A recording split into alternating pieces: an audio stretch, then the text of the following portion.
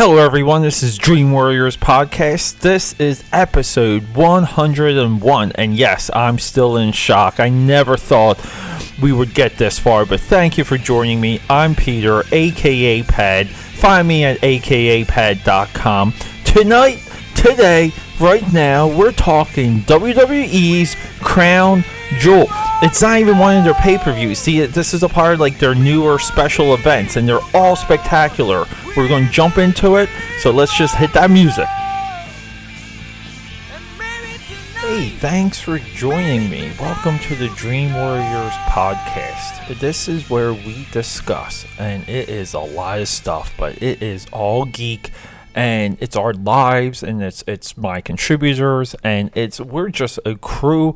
And sometimes we're such a warrior. Sometimes on Dream Warriors Podcast, we argue and we fight amongst ourselves. And that was the latest episode. That was episode 100. Mark and I had a lot of contention points with some movies that I actually went through for the 31 Days of Dread. And if you scroll down, you can see there's an entire block of horror movies.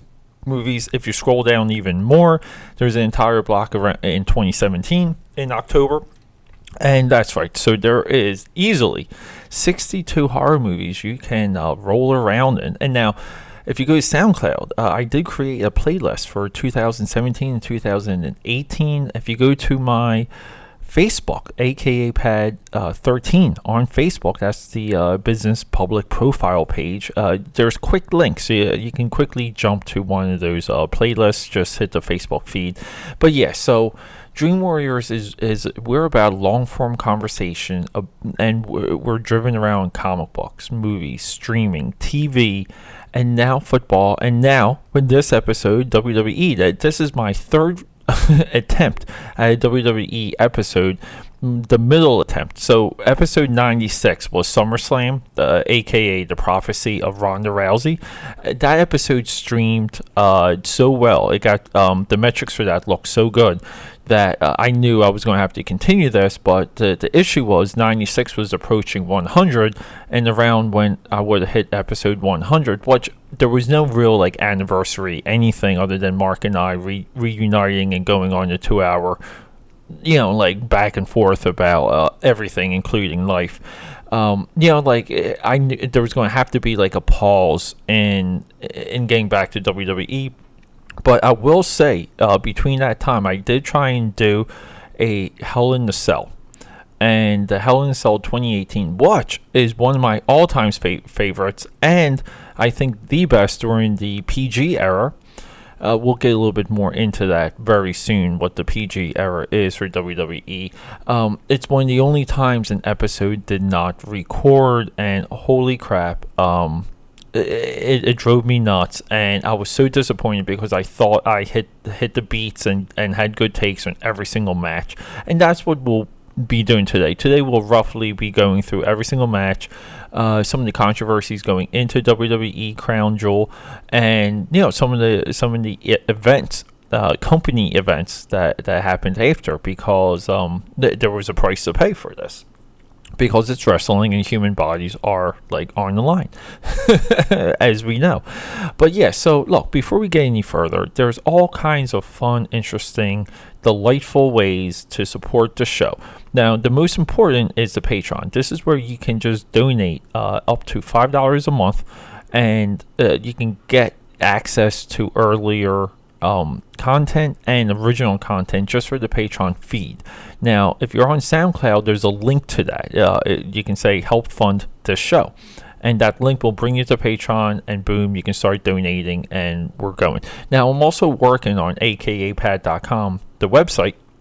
There should be like a PayPal donation button, and you can donate whatever you feel like. Those funds help me run the show to the point where I can travel more, I can pull in guests, I can get more contributors here, and even have people come over pro bono, pro bono, and maybe like have a couple pieces here for them, or incentivize them to spend some time with me, and to really again focus on that long form conversation to where we get to the reason why some people may or may not like certain things, or what is really happening within some of this content that you, like me, love absorbing.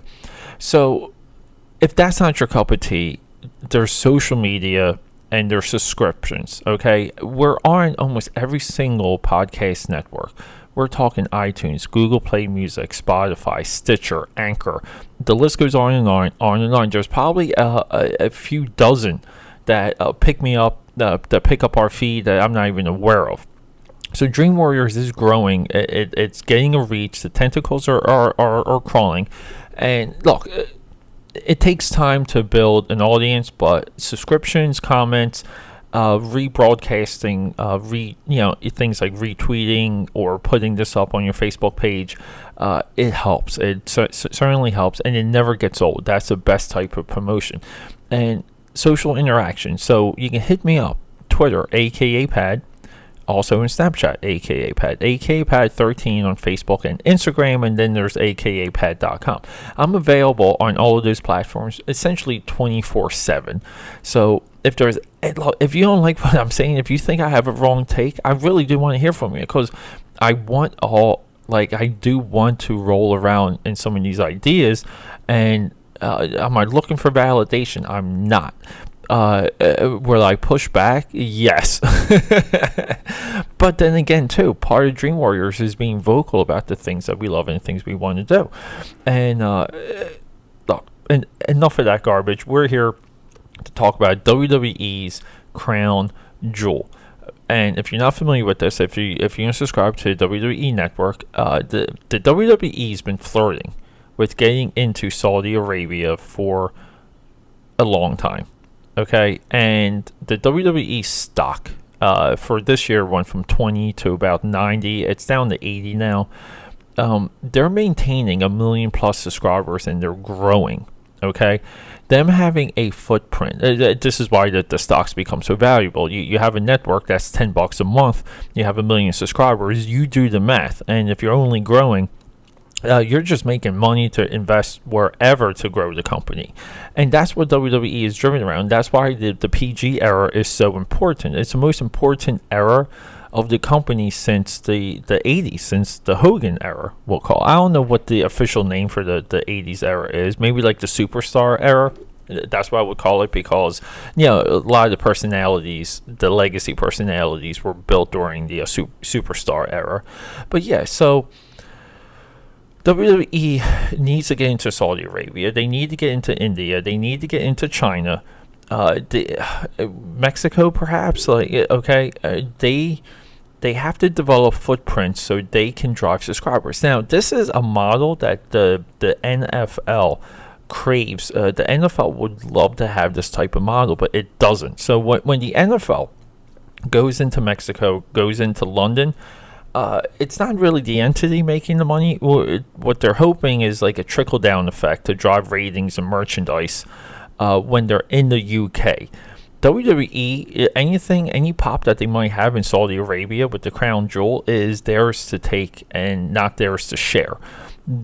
NFL has to share amongst it's like a conglomerate of owners, okay, and it needs to it needs to be impactful on a real level, and these owners have to agree, and it's almost like there's true democracy within how the NFL is run, so that it's not going to grow, it's not going to scale as WWE is growing and scaling through the network and owning all of their own content. And that's almost like what AKAPAD, this is what your boy's doing.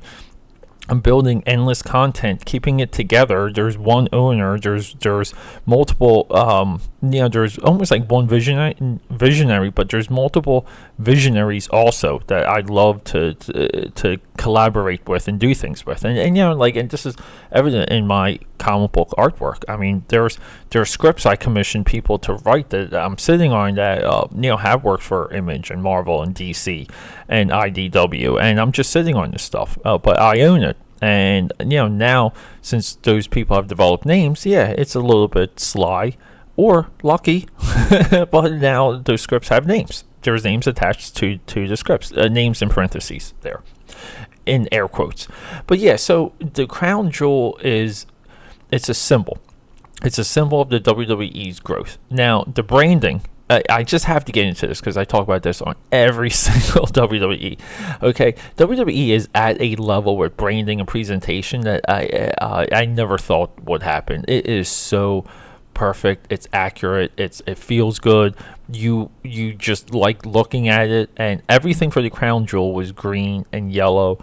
Perfect color combination for this, and the stage, okay, they had like the logo, the shape of the crown was the telethon, okay, or the Teletron, okay. It's like it was this giant sculpted screen covered with neon lights, and I'm telling you, what they did for the presentation for this was almost like WrestleMania level. I mean, they built these pillars above the stage, and they were able to shine to project graphics onto the stage. Okay, so when Triple H and Shawn Michaels came out for DX, and they had the the Soundwave X pulsing, I mean, it was literally in the middle of the stage. It looked so freaking cool.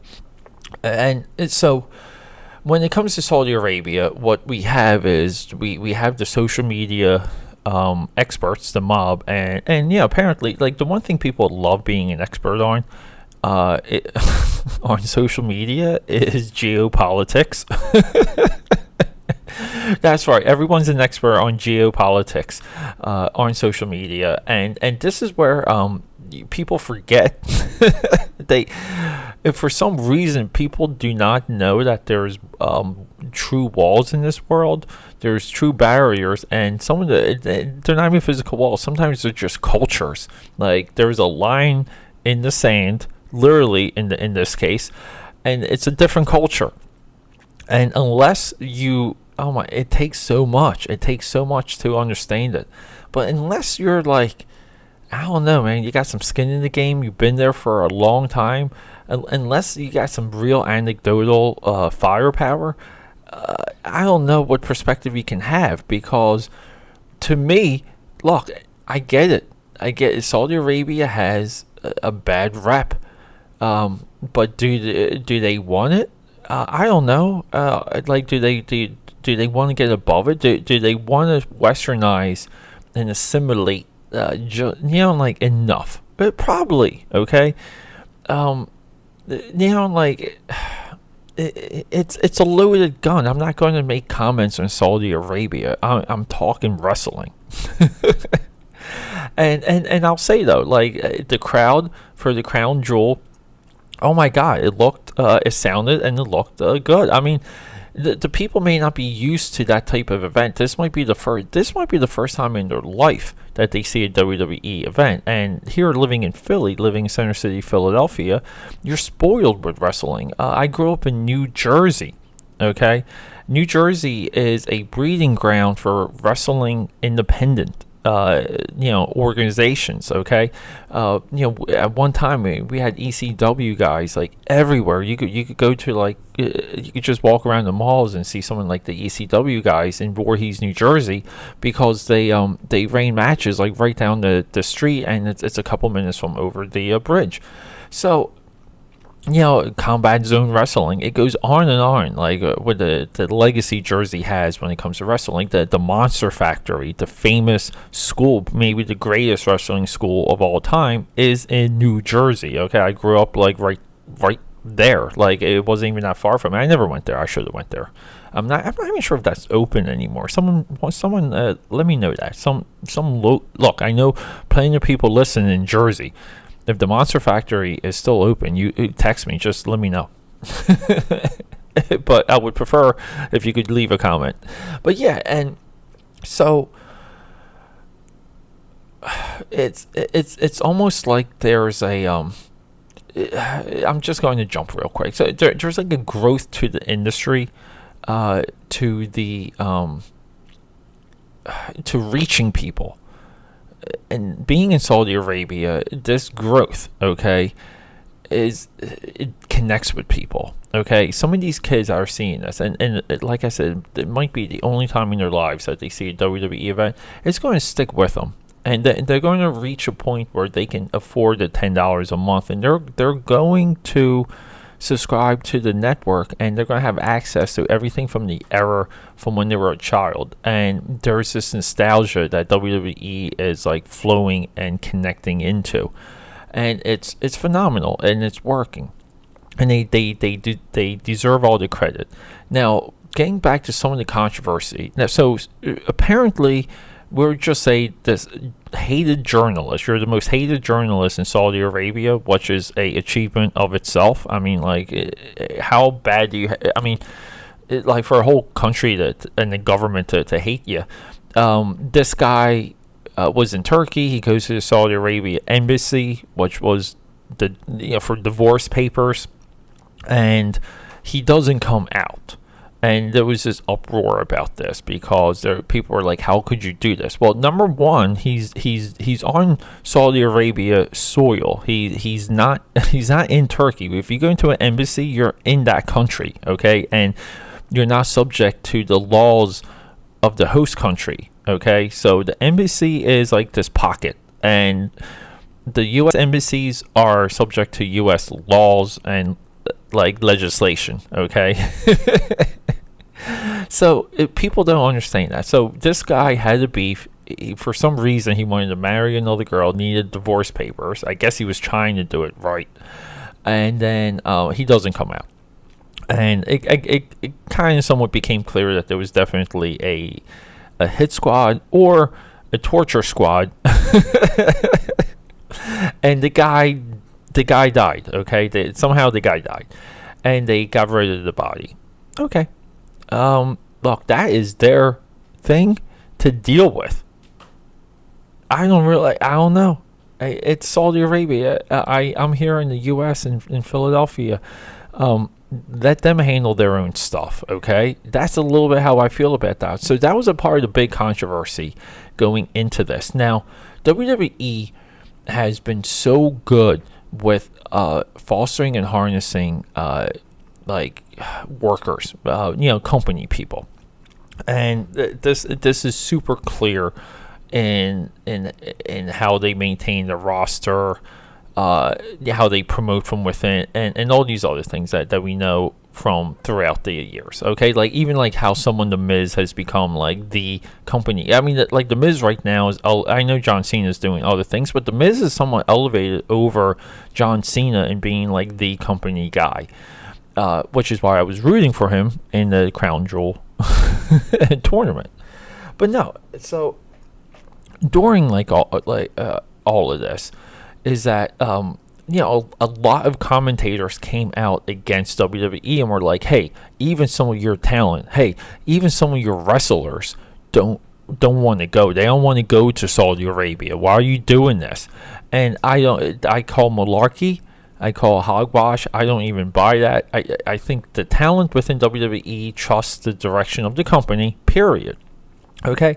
Now, I don't know. It's people think it's bad that they don't have women wrestlers. I don't know. I don't, whatever. They do enough with the girls. I don't know. Like, whatever. They just had this evolution event, and it was like all girls. So what do you like? Whatever.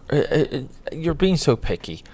WWE puts out so much right now. There's enough for everybody. Okay, so that doesn't even bother me. So getting to this, we have a price to pay when it comes to wrestling. We have a price to pay. If you watch the final match, which I thought, given its circumstances, and I'm getting into that right now, Triple H tore his pectoral muscle. Now, just to give you an idea of that type of injury and what to expect from it, it's black and blue from your entire chest, one side of your chest going right down into your bicep. Okay, it's all black and blue. Okay. That's because there is the blood flows like interrupted, and everything just bruises, and it just looks ugly and disgusting. So he suffers that maybe we'll say 8 to 9 minutes in. Let's just say 10 minutes into a roughly a 30-minute match.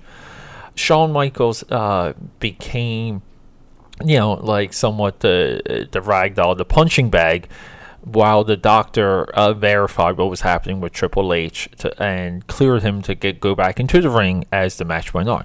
Now, this is very similar to when Sting got injured with Seth Rollins. Okay, and it was scary. It's tough seeing the talent go through that, but it's also extraordinary when we see the talent like truly earn their legacy, their reputation, and everything they're about by getting back and finishing the match. That's what it's all about. I thought Triple H set a great example for anyone moving forward within the company of how tough you have to be and how you do, even though you're in the executive branch of the company and you just happen to also be a wrestler, you tough it out. And I really thought that was a inspiring moment, for the crown jewel. I think that is the crown jewel of the crown jewel. But that match, look, you have to wait till the end, but it's the Brothers of Destruction. It's DX. It's just cool. It's awesome. Undertaker had a extraordinary and awesome entrance. He looked good. Kane looked good. Everyone got their moves off. Everyone got their little tropes done. I don't know. Like, I'm not really sure what else can be done when it comes to those four guys. I thought the build up into it was great. I thought the stakes were high. I love that they won clean. DX won clean. They won via pinfall. And it's somewhat vindication of The Undertaker. I would have to double check this. I'm going off of memory, but The Undertaker defeated Triple H twice and Shawn Michaels twice in WrestleMania. So 4 of his 21 win streak was DX. So it's nice that they got revenge on The Undertaker finally, and it was satisfying seeing that. Has WWE lessen the Undertaker a bit? Yeah, I mean, the Undertaker can win or lose when he comes back, but we just want the entrance and a couple tombstones, and we're all moving on. Now, the crown jewel, also, okay, there was a cup, a world's best cup that the crown jewel was designed for everyone to compete in. Okay, so it's a bracket based tournament. WWE has had huge success with tournaments. Okay, going back to the rise of the cruiserweight division. That tournament was really interesting. I believe they did another one. I think they brought back the UK belt. Crap, I'm a little bit behind on that one, but they do tournaments very well. Tournaments work. This one, any one of these guys could have won. Okay, I would have been happy with either one, but it was Randy Orton, Rey Mysterio, my boy The Miz, Jeff Hardy, Seth Rollins, Bobby Lashley, who I'm so happy is back, Dolph Ziggler, also my boy, and Kurt Angle. And Kurt Angle, anyone out there that deals with some type of ailment or injury, go into Kurt Angle. That dude and his neck. And if you just see how he stands up and the shape of his upper body, it doesn't look natural. But this dude goes, okay? And he's been through hell. He's been through a lot of cocaine. Any one of those guys that would have been happy to win. I think any one of them could have been a good story element. But Shane McMahon ended up winning this tournament. And it looks like he turned heel. I didn't watch last night's SmackDown, but I don't know. Him turning heel could help with the, look, you need heel, you need guys in position to be heels. And some of them need to be like the management of the company, or just the way that they're portrayed through the storylines. You need a foil. You need like a authoritative foil. Shane McMahon knows how to play the part. He's awesome at it. He was great when he was going up against his father during the Invasion period. A lot of people overlooked that, but Shane sold a lot of those storylines and a lot of those segments. And he has an instinct. He has an instinct for the business when he's not running You Are On Demand, the Japanese Netflix that or the Chinese Netflix that he was running during his disappearance from WWE. I haven't looked up their stock. I used to invest in that stock. So, look, we have a great tournament with the crown jewel. Shane McMahon comes through with with a surprise win, and look, it was between the Miz. The Miz at the end of that gets injured. He wants to continue. They were going to just give it away to Dolph Ziggler. It was Dolph and the Miz, and I'm like, at this point, I'm just like, perfect. Oh my God, my two guys are like, one of them's going to win. This is perfect.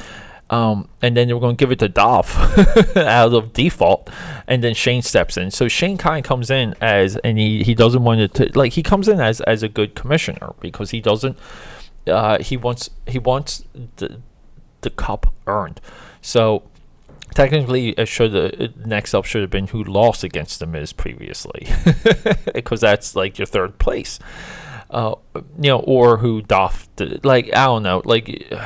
That's a little bit weird, because it is a tournament, so you have two guys that the top guys beat. So should it have been who the Miz lost to or won against, or who Dolph Ziggler won against? That's an interesting take. I don't really know. I would, but either way, they could have got someone else in there. We'll just say, okay, and Shane McMahon just wants it earned, and you can kind of tell from what's happening. And he wins and he earns it. He beats Dolph, and I thought that was pretty awesome. I would like to see but then we would have had like a rematch, or maybe who. So the Miz had to beat Rey Mysterio, so maybe like Rey Mysterio and Dolph Ziggler, because it's coming in from the Miz's side. So fine. That would have been cool. But hey, I thought what they did, it looks like they're doing a heel turn for Shane McMahon. I'm all for that. Also during this, we had a incredible tag team match with the Bar and the New Day for the title. The Bar retains. They lost it the next night on AOP, to AOP. On Raw, and I thought that was a good exchange. I love that the New Day is still so popular, that they're still in contention, and they're probably, like, popularity wise, they might be like the longest running popular tag team. Like even more than like Legion of Doom. Because Legion of Doom, those guys had problems, so you didn't get them all the time, and you didn't get like a consistent run. You had like almost like an Ultimate Warrior pop with the LOD, and then one of my favorite modern day rivalries. We had AJ Styles and Samoa Joe. This is the perfect combination of hardstyle, high fly, and classic. These two guys understand the beat so well, and they're so well together, that I'm hoping that the two of them do something together soon. Like, I kind of want them to become allies. I'm a huge fan of both. I'm a huge fan of AJ Styles. I think he is perfect for the company. He is he's going to go down as one of their all-time best champions during a uncertain era that made it certain because he could hold the strap, and he is the face of the place.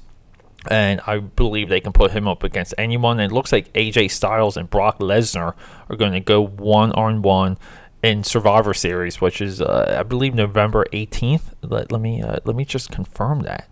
It's November 18th. Yeah. So holy crap, can't wait for that. And then we have Brock and Braun Strowman. So Roman Reigns. This was going to be a triple threat match. Roman Reigns gets. He gets hit with leukemia again. He needs to sacrifice the strap, and look, he did the right move, giving it up. I'm sure that the company knew about his illness, and they were like, "Look, you have to give it up. That's just the way we're built. That's just the way we do things around here." And look, it became a Brock show. Corbin, the commissioner of Raw, he helped Brock win. He I don't know what they're going to do with this storyline wise, but he favored Brock. He hit Braun with the belt as as they were ready to go at it, And, The Rock just continued to F5 Braun Strowman for like 3 minutes. And there you go. Brock wins. Brock is the Universal Champion for like the third or fourth time. I don't know. Like, are they? I don't know if they're running short on the Brock, but I like a giant monster running the game for WWE. I really do. I think it's fantastic. And then we have D-Generation X and the Brothers of Destruction. I already talked about this. Look, it's unfortunate they couldn't have the match that they wanted with Triple H's injury, but hey, these guys were warriors. They went through it, dude. They were professionals, and everyone had their spot. Everyone had their moments. The crowd seemed to be into it. I was into it. I like seeing that. Look, man. Like a couple of years ago, everyone was convinced that the Undertaker would never come back ever.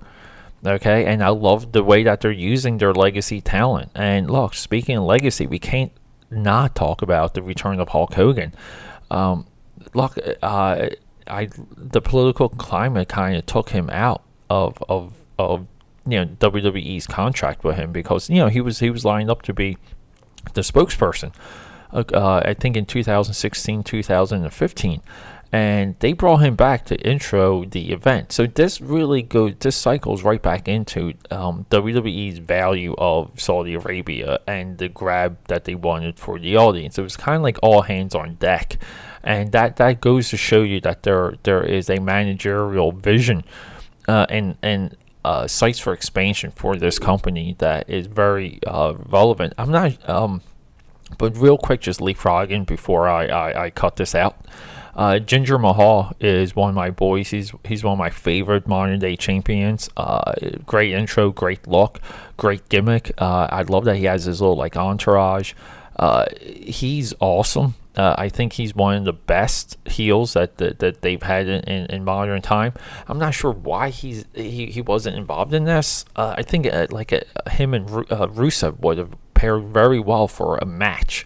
I'm kind of shocked about that. I don't really know. But he's the real life him, I'm pretty sure, is Canadian. I would have to verify that. But his character though, his character would fit in that. So I don't really know. It would have been cool if they brought in I don't know, would it seem like that they're placating trying to appease Saudi Arabia too well. I don't know. I thought it would have been cool, and I would have expected it because it's WWE. Because these are the guys behind the Attitude Era. But yeah, look, everyone. Crown Jewel is available on the WWE Network. All the promos that run between the matches are fantastic. They keep you up to date. They build the suspense going into the match. They catch you up on the storylines. You can just sit down and watch this. You don't have to really look into too much. You really don't. You can just sit down and watch it. They did a fantastic job, and it's a double thumbs up from me. It's just a watch. It's just a recommendation. And thank you for joining me for Dream Warriors 101. If you haven't yet, follow Diamond Dallas Cat on Instagram, because Dallas has been staring at me almost this entire time in the Dream Warrior studio. Give my cat a follow. He's amazing. And look, hey, have a great day. Have a good night, everyone. I love you.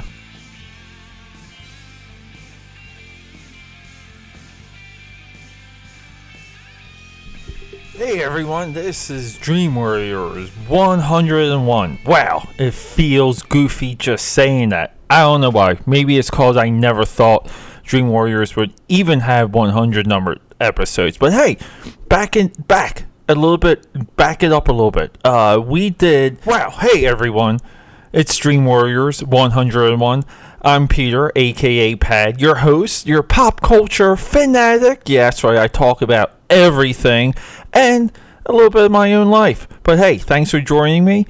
Let's just hit that music. Hey everyone, and this is Dream Warriors Podcast. Hello everyone, this is Dream Warriors Podcast, your source of everything comics, wrestling. Hello, hey everyone, this is Dream Warriors Podcast, your source of everything geek. That's right, we're fanatics over here. I'm by myself today, and I'm Peter A. DeLuca, aka Pad, your boy, your host, your fanatic.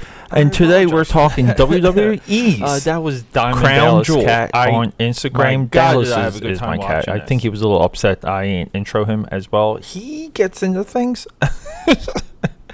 And at the Dream Warrior Studios, the microphones do pick it up, and he might have been just contributing to the soundtrack. He gets amped with wrestling, as do I. But yeah, so the Attitude Era had these characters, guys like Billy Gunn, aka Mr. Ass, Nick Foley, aka Mankind, the Godfather, who was essentially a pimp. And he would come out to Who Train, and every single time he came out, it was like 5 or 6 women that like major jaws drop. And so this era was more violent. It was hyper, way more sexualized, and it contrasted the company with what WCW was doing, World Championship Wrestling, owned by Ted Turner on TBS and TNT. Everyone, thanks for joining me. Essentially, and what TNT at this Dream Warriors podcast episode 101, I'm still in shock about that. Like when I set out to do this, I never really thought we would reach 100. Now, in all, I think this is episode 100 and either 62 or 63 combined publishing, because we've had the 31 Days of Dread, which is one horror movie a day for the entire month of October. So we've done that in 2017 and 2018. So that's already 62 episodes.